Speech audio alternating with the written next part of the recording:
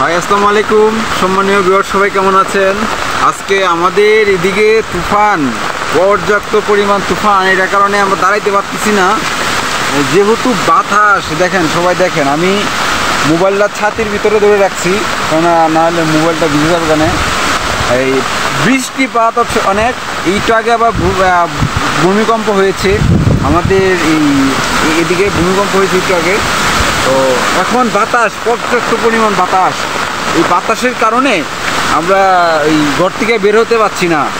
এই আমার এই যে বড় ভাই, এই যে দেখেন, এই যে ভাই এদিকে তাকান, এই যে বড় ভাই দেখেন, এই আমাদের এই ঘূর্ণিঝড়ে কিছু বলেন।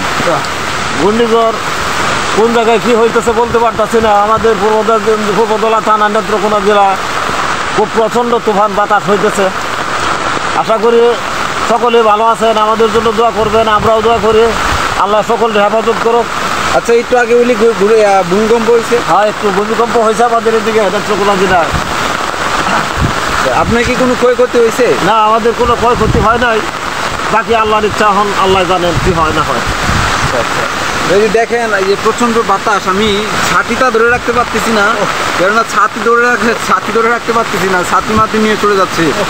তো সবাই আমাদের জন্য দোয়া করবেন, আমাদের নেত্রকোনাবাসীর জন্য দোয়া করবেন, যেমতে এই ঘূর্ণিঝড়টা কমে, কেননা সবাই যেমতে সুস্থ থাকতে পারে।